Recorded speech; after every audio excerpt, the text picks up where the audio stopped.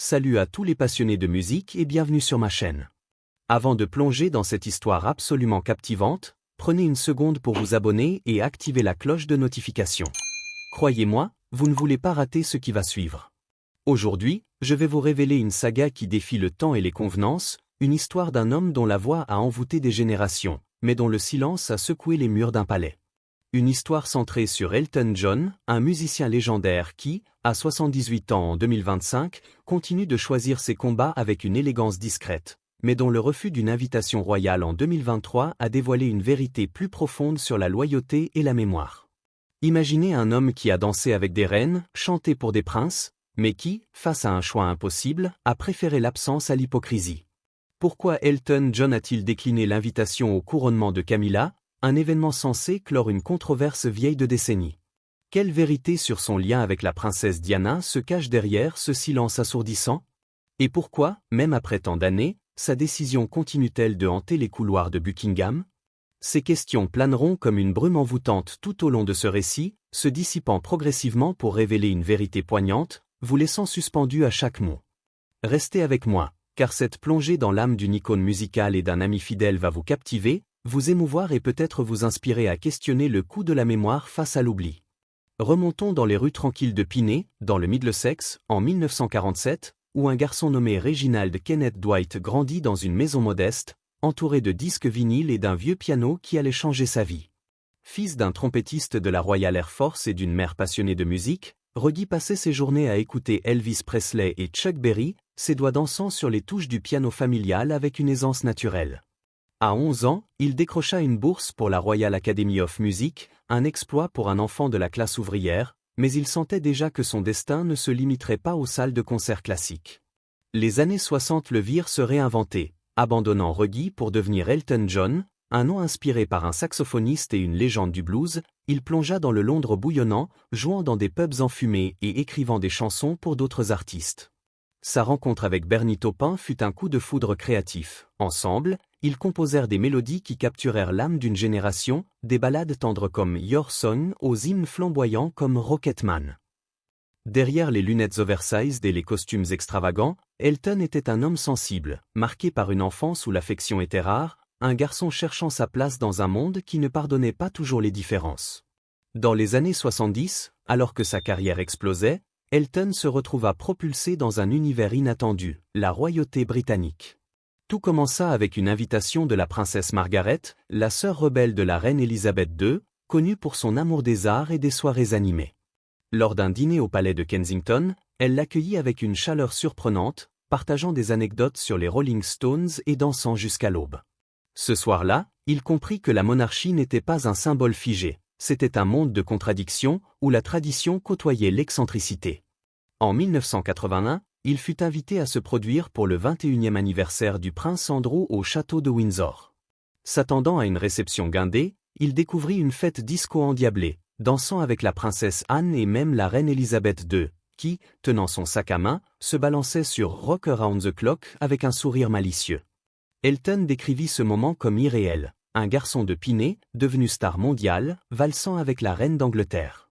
Mais ces interactions avaient une limite. Lors d'une visite à Windsor, le prince Philippe fixa son Aston Martin jaune vif et lâcha « Débarrassez-vous de ça, vous avez l'air ridicule ».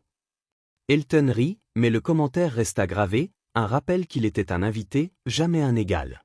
Ses premières rencontres, légères et pleines de charme, prirent une tournure plus profonde lorsqu'Elton rencontra la princesse Diana dans les années 80. Leur lien fut immédiat, forgé dans des blessures communes, la solitude sous les projecteurs, les luttes personnelles et un engagement fervent pour des causes comme la lutte contre le sida. Diana, avec son charisme et sa vulnérabilité, devint pour Elton une amie proche, presque une sœur. Ils partageaient des appels nocturnes, riant des absurdités de la célébrité ou pleurant les trahisons du cœur. Lorsque le mariage de Diana avec Charles s'effondra, Elton fut à ses côtés, écoutant ses confidences sur la douleur d'un mariage où elle se sentait de trop. La célèbre phrase de Diana, lors de son interview Panorama en 1995, « Nous étions trois dans ce mariage, donc c'était un peu trop » résonna comme une cicatrice pour Elton, un rappel de l'ombre de Camilla Parker Bowles dans la vie de son ami.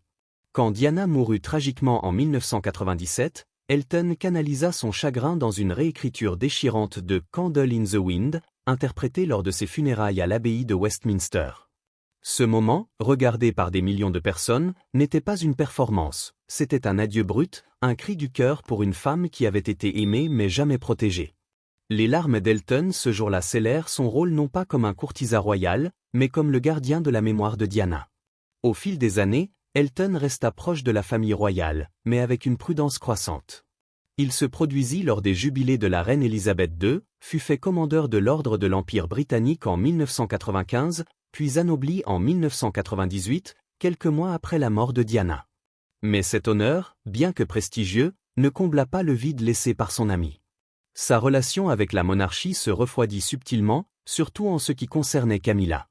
Il n'était jamais impoli, jamais ouvertement critique, mais ceux qui le connaissaient remarquaient une distance dans ses interactions avec elle, eut des sourires polis, des conversations brèves, jamais de chaleur. En 2005, lorsque Charles et Camilla se marièrent au Guildhall de Windsor, Elton resta discret, ne célébrant pas l'union publiquement. Lors d'une interview avec Variety en 2023, il fit une remarque ironique qui fit tiquer. Son partenariat civil avec David Furnish, célébré au même endroit en 2005, avait attiré une plus grande foule. Pour certains, c'était une plaisanterie, pour d'autres, un rappel subtil de sa loyauté envers Diana. Cette loyauté trouva un écho particulier avec le prince Harry, le plus jeune fils de Diana. Après la mort de sa mère, Elton devint une figure de réconfort pour le jeune prince, partageant son deuil et le guidant dans ses premières années sous les projecteurs. Leur lien se renforça avec le temps, surtout lorsqu'Harry épousa Meghan Markle en 2018. Quand le couple quitta la vie royale en 2020, fuyant les tabloïds et les pressions de la couronne, Elton les soutint discrètement. En 2019, alors que Harry et Meghan étaient critiqués pour avoir utilisé un jet privé, Elton prit leur défense publiquement, expliquant qu'il avait fourni l'avion pour leur sécurité, en mémoire de Diana, harcelée par la presse jusqu'à sa mort.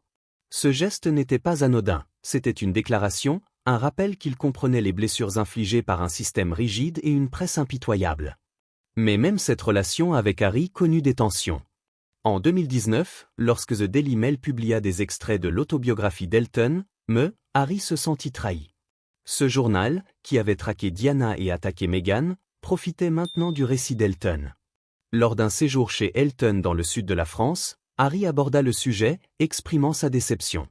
Elton répondit froidement qu'il voulait simplement que son livre soit lu, sans s'excuser. Ce moment marqua un refroidissement, moins d'apparitions communes, moins de projets partagés. Pourtant, Elton ne critiqua jamais Harry ou Meghan publiquement, maintenant une loyauté discrète, mais la fracture montrait à quel point la mémoire de Diana pesait encore sur ses choix. Le point culminant de cette saga arriva en 2023, quelques mois avant le couronnement du roi Charles III et de la reine consort Camilla. Une invitation arriva chez Elton, une enveloppe dorée l'invitant à un événement marquant l'ascension officielle de Camilla. Pour beaucoup, sa présence semblait évidente, il était Sir Elton John, ami de la famille royale, habitué des grandes occasions. Mais pour Elton, c'était plus qu'une formalité. Assister signifiait endosser publiquement l'air de Camilla, une femme que beaucoup associaient encore à la douleur de Diana. Refuser, en revanche, était une déclaration silencieuse, un choix qui parlerait plus fort que n'importe quelle interview. Pendant des semaines, il garda le silence, laissant les médias spéculer et les initiés murmurer. Le jour venu, son absence fut assourdissante. Les tabloïds s'enflammèrent, était-ce un camouflet? Une maladie? Un problème d'agenda? Les commentateurs royaux, comme Rebecca English du Daily Mail, dénoncèrent un manque de respect, mais ceux qui connaissaient Elton comprirent, ce n'était pas une absence, c'était une mémoire. Pour Elton, ce choix n'était pas une attaque personnelle contre Camilla. Il n'avait jamais été cruel, jamais mesquin. Mais il ne pouvait ignorer le passé. Il se souvenait des appels nocturnes de Diana, de ses larmes, de son sentiment d'être une étrangère dans sa propre vie. Il se souvenait de ses luttes contre la boulimie, de son isolement au sein de la monarchie, et de la phrase qui résumait tout, « Nous étions trois dans ce mariage ». Camilla, qu'on le veuille ou non, était au centre de cette douleur. Lorsque le couronnement de 2023 eut lieu, présenté comme un moment de rédemption pour Camilla, Elton ne put s'y résoudre. Il ne s'agissait pas de rancune, il s'agissait de fidélité à une amie dont la vie avait été brisée, en partie par un système qui semblait maintenant vouloir réécrire l'histoire. Son absence n'était pas un rejet de la monarchie entière, il avait dansé avec la reine, chanté pour ses jubilés, accepté ses honneurs, mais un refus de cautionner une version du passé où la douleur de Diana était reléguée à une note de bas de page. Ce silence, plus éloquent que n'importe quel discours, coïncida avec un tournant personnel. En 2023, Elton acheva sa tournée d'adieu, Farewell Yellow Brick Road, mettant fin à plus de 50 ans de concerts. À 76 ans, il choisit de se retirer des scènes mondiales pour se concentrer sur sa famille, son mari David Furnish et leurs 2 fils, Zachary et Elia. Mais même dans ce retrait, il continua de protéger la mémoire de Diana. Son silence au couronnement n'était pas un caprice, c'était un acte final de loyauté, une manière de dire au monde que certaines blessures ne guérissent pas, que certaines vérités ne s'effacent pas.